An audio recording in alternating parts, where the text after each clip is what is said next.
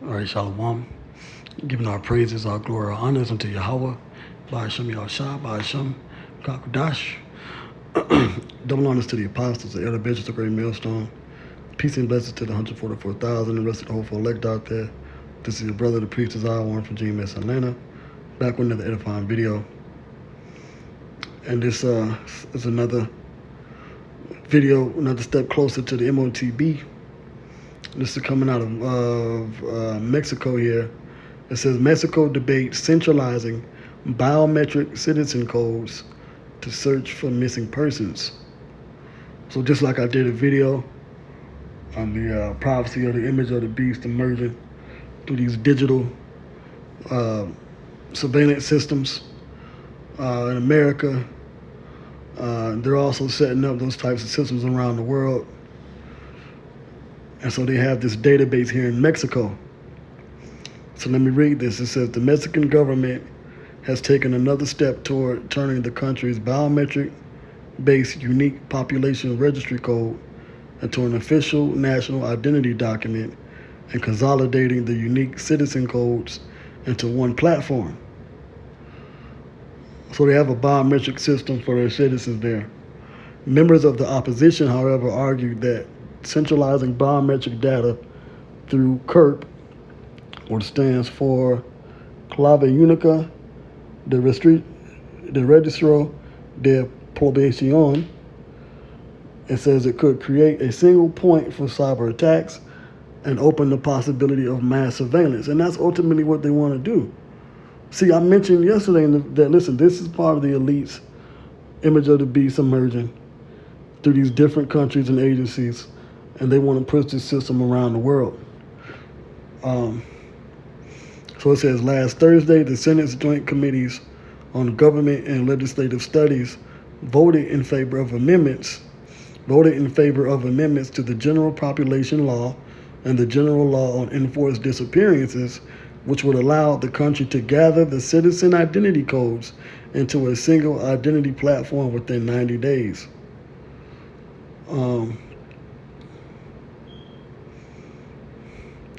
The platform will be able to connect to various other state databases. So this is all a part, once again, of digital ID emerging around the world. It says, and administrative records, including the National Registry of Missing and Unlocated Persons, the National Forensic Data Bank. So this is what their selling point is. Oh, people are going missing, so we need to be able to put certain biometric references in a database so we can find people in case we come upon leads and fingerprints and things like that. It says, but it will also connect to databases of employers and Social Security registries. So what does it have to do with missing people? Because it's tying into a bigger surveillance system. Okay? It says, as well as registries related to financial, transportation, right, buying and selling, okay, financial, going to and fro, physical and mental health, telecommunications, which is what, your laptops, your smartphones, your personal messages, education, private assistance, right, your schooling, your benefits, right, parcel and delivery services, and more. El Financiero reports. The biometric version of the CURP integrates biometric data such as face photographs, iris scans, and fingerprints.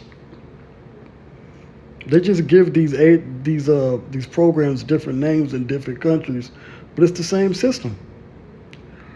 It says the Morena government and its allies have argued that the move will allow the country to combat the alarming trend of disappearances. Why do you need to know my education records for a missing person? You know, you follow the lead, you find me, or you don't, you know? But this is leading up to something bigger than what they're saying it is. It says the number of missing persons in Mexico is estimated to be over 111,000, while authorities have been discovering secret mass graves and cremation sites. Let's see here. To speed up searches, government authorities and individuals who manage biometric databases will be required to provide information to agencies such as the Attorney General's Office, state prosecutors' offices, the National Intelligence Center, and other law enforcement agencies. CERPs will be able to be monitored in real time, so tracking. See, the next step is, listen, we got too many missing children. We're going to have to give you the chip implant. It says it would be monitored in real time to allow for comprehensive searches. According to the new regulation, the Ministry of the Interior will also integrate biometric data of children into the National Population Registry. And I believe the leader of Mexico is a so-called JOO. Okay, let me read this here. It says, turning CERP into an identity document could also make some other documents obsolete, including voter ID cards. So yeah, so this is, it ties into national ID, which is digital ID, biometrics, and eventually the implants. Now, this came out years ago, so I want to look this up. Micro-C-hip implants in Mexico government, and this came out years ago. So let's see what pops up. So check this out. This is from 2004, NBC News. Let's check this out. And we here at GMS, we're right when it comes to the Motb and what's to come. And eventually they're going to put this in their citizens as well. This is from NBC News. It says, micro-C-hips implanted in Mexican officials. Mexico's Attorney General and 160 people in his office have had the micro-C-hips implanted under their skin as a way of giving them security access, and one of the most high-profile human uses yet. So they've been using this, and this is a part of the biometrics, and they've been doing this for years. Over 20 years now, 2004, 2025, 21 years. It says security, and this is from July 14, 2004, NBC News, major news outlet, source the Associated Press. Security has reached the subcutaneous level for Mexico's Attorney General and at least 160 people in his office. So how many more government officials around the world also have these devices? You got people that are, listen, you have government leaders and rulers and other people that already have the Motb. This is the Motb. They have been planted with micro-C-hips that get them access to secure areas of their headquarters. It is a pioneering application of a technology that is widely used in animals, but not in humans. But now we're in a time where they're putting it in humans. You can look up Neuralink and Elon Musk, which Bishop Nathaniel mentioned, by the way. And so this technology is already out. It's been out. Like I said, this has been out for decades. Okay? So now they want to set up this biometric system over here in Mexico for facial scans, fingerprints for these missing children.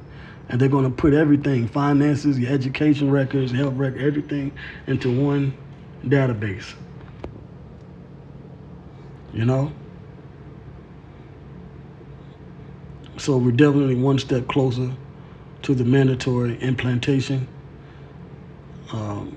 Revelation 3 and 10 is about to come to pass. Matter of fact, let me read that scripture and I'll close out. I just want to make this real quick.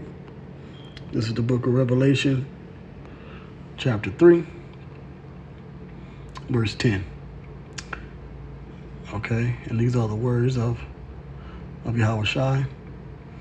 Because thou hast kept the word of my patience, I also will keep thee from the hour of temptation, which shall come upon all the world, to try them. That word for trying, the Greek is pirazzo, which comes from the root word pira, which means a trial by piercing.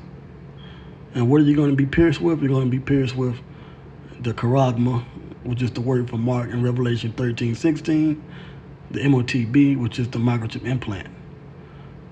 So, and it's a trial of faith to try them that dwell upon the earth. So this prophecy is about to fully come to pass, because the technology has been around, and now the elites are securing their final clamps on their agenda and what they call the digital public infrastructure, which the implant will utilize. So with that, I hope this lesson was edifying. All praises goes to Yahweh Shem Yahweh Shai, Ba'ashem Kakadash, Shalom.